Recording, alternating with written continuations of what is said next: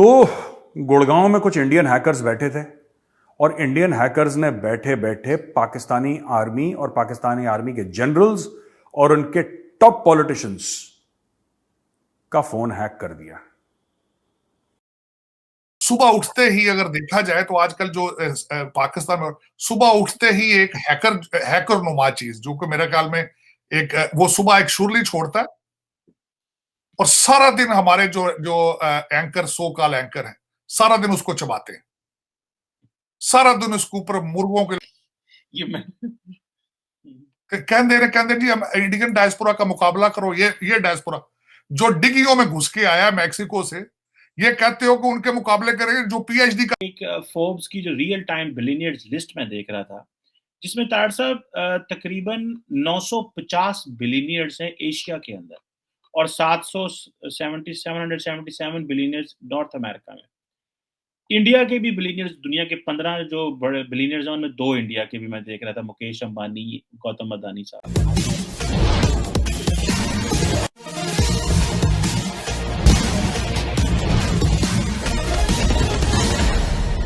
एक सनसनीखेज खबर यह आई है कि गुड़गांव में कुछ आईआईटीएन भारतीय बच्चों ने पाकिस्तान के प्रधानमंत्री कार्यालय, वहां के सेना के मुख्यालय और अन्य महत्वपूर्ण ठिकानों का कंप्यूटर अपने कब्जे में कर लिया है। यह बात पहले सामने आई थी कि एक हैकर्स है जो समय समय पर पाकिस्तानी सेना और वहां के प्रधानमंत्री कार्यालय की बातें लीक कर रहा है, लेकिन अब इसे भारत के इन हैकर्स से जोड़कर देखा जा रहा है। इससे पाकिस्तान में पूरी बदहवासी छाई हुई है। आगे की कहानी सुनते हैं। कुछ होनहार बच्चे हैकर, अब इंडियन अगर आईटी के बारे में काम नहीं करेगा तो फिर क्या काम करेगा वो बेचारा। तो गुड़गांव में कुछ इंडियन हैकर्स बैठे थे और इंडियन हैकर्स ने बैठे बैठे पाकिस्तानी आर्मी और पाकिस्तानी आर्मी के जनरल्स और उनके टॉप पॉलिटिशियंस का फोन हैक कर दिया। तरफ का कर दिया, इमरान खान का कर दिया, फवाद चौधरी का कर दिया, और जो पाकिस्तान के एम्बेसीज थे बीजिंग में, शंघाई में, काठमांडू में, उनका भी कर दिया। और ये कोई कहते हैं ब्रिटिश कंसल्टेंट था जिसके कहने पे उन्होंने करा, उनको पैसा वैसा कहीं मिला होगा। खैर, बदमाश बच्चे हैं इंडिया के। They hacked into their phones and now they know everything that Imran is saying. और फवाद चौधरी का बेवकूफ आदमी है, तो वो what he is saying is inconsequential. मुझे वो वीडियो मुझे मिल नहीं रहा, लेकिन वो वीडियो तब का है जब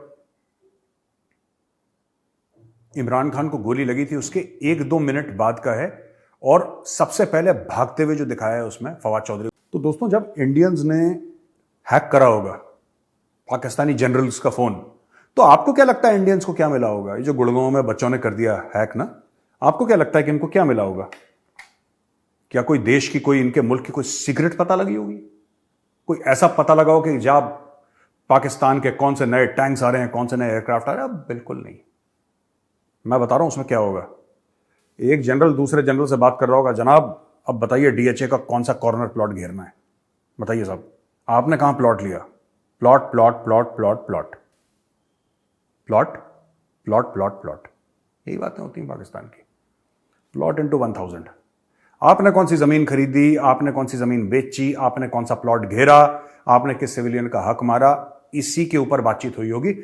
मुझसे पूछ लेते हैं हैकर, मैं इनको बता देता कि भाई इनके मत तुम फोन वो करो यार, पाकिस्तानी जनरल्स के। ये क्या बताएंगे, इनको पता ही नहीं कुछ, इनके पल्ले कुछ नहीं है।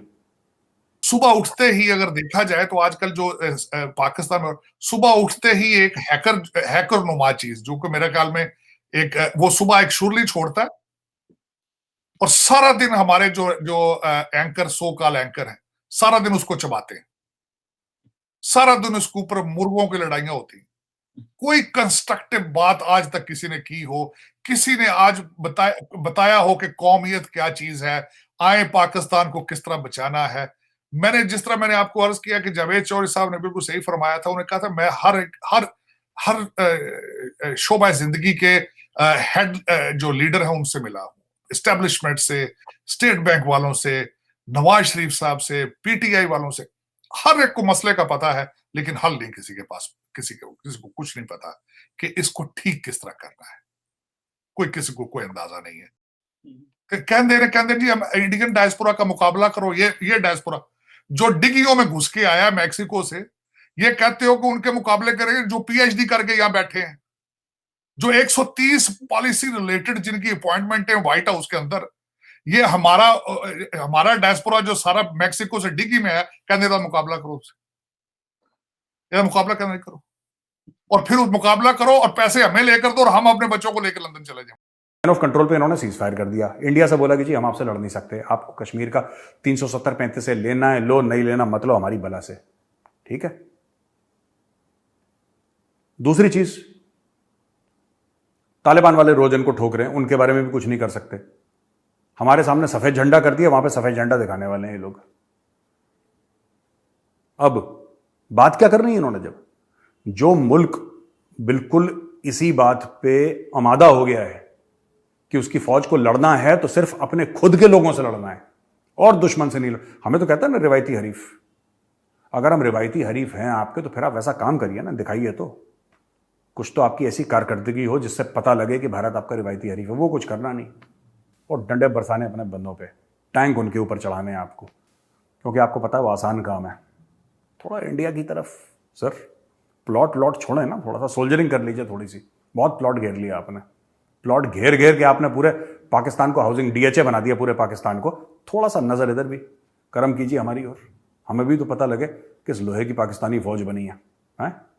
नंबर 1 एजेंसी है आईएसआई, नंबर 1 फौज है, बस पाकिस्तानियों के ही। एक फोर्ब्स की जो रियल टाइम बिलियनियर्स लिस्ट में देख रहा था, जिसमें तार साहब तकरीबन 950 बिलियनियर्स हैं एशिया के अंदर और 777 बिलियनियर्स नॉर्थ अमेरिका में। इंडिया के भी बिलियनियर्स, दुनिया के 15 जो बड़े बिलियनियर्स हैं उनमें 2 इंडिया के भी मैं देख रहा था, मुकेश अंबानी, गौतम अदानी साहब। तार साहब पाकिस्तान के लोगों के पास भी बहुत पैसा है, लेकिन ये पाकिस्तान के लोगों का डाटा क्यों नहीं मिलता? क्योंकि देखिए पैसा तो आपके पास है, बिजनेसमैन तो ये हैं, लेकिन डाटा क्यों अवेलेबल नहीं है? डाटा क्यों इंडिया का अवेलेबल है? डाटा क्यों इंडोनेशिया का अवेलेबल है?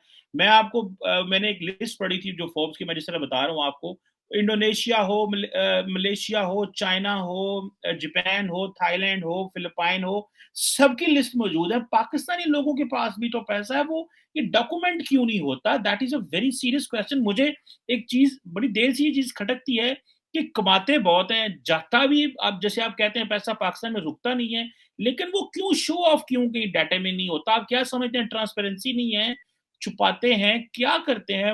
और इंडिया को जो है वो शो ऑफ करते हैं कि हमारे पास इतने बिलियनियर्स हैं। और आप इसको कैसे देखते हैं, डाटा ना होना पाकिस्तानी बिलियनियर्स का?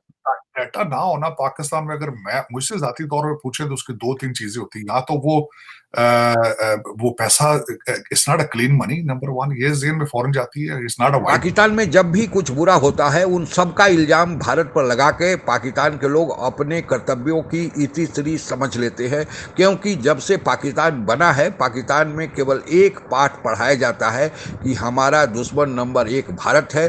पाकिस्तान में जो भी कुछ गलतियां होती है उसके लिए भारत ही जिम्मेवार है। उदाहरण के लिए अभी हाल में ही पाकिस्तान में बाढ़ आया, 1/3 बाढ़ अभी उस विभीषिका से जूझ ही रहा है, लेकिन उसके लिए भी पाकिस्तान में एक चर्चा चल पड़ी है कि जो भी उद्योगीकरण यानी जो विकास करने वाले देश हैं जिसमें भारत भी शामिल है, इन लोगों ने ज़्यादा धुआं छोड़ा, कार्बन इमिशन किया और उस कार्बन इमिशन के चलते ग्लोबल वार्मिंग हुई और उसका परिणाम पाकिस्तान को भुगतना पड़ रहा है। लिहाजा पाकिस्तान को दुनिया कर्ज दे कि पाकिस्तान कर्ज से बाहर आए, अपने देश को सुधार कर सके।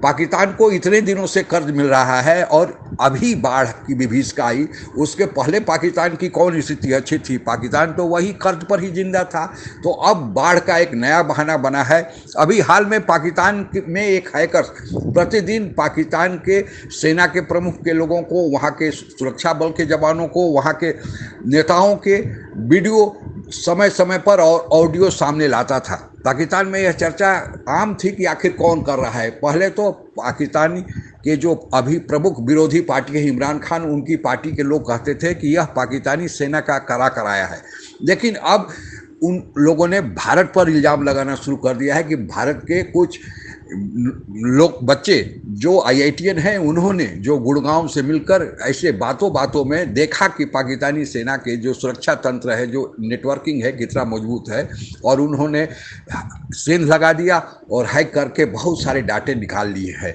इससे पाकिस्तान में बदहवासी छाई हुई है। पाकिस्तान की बदहवासी भारत के चलते नहीं, अपने चलते है। यह बात कितना सही है गलत यह तो वक्त बताएगा, लेकिन पाकिस्तान की जो दुर्दशा हो रही है उसके लिए कोई दूसरा नहीं, खुद पाकिस्तानी ही जिम्मेवार है। अभी भी वक्त है, संभल जाए, नहीं तो पाकिस्तान का विनाश होना, पाकिस्तान का 4 टुकड़े बनना और पाकिस्तान से फिर 4 बांग्लादेश का जन्म लेना निश्चित ही है। आज के लिए बस इतना ही। जय हिंद।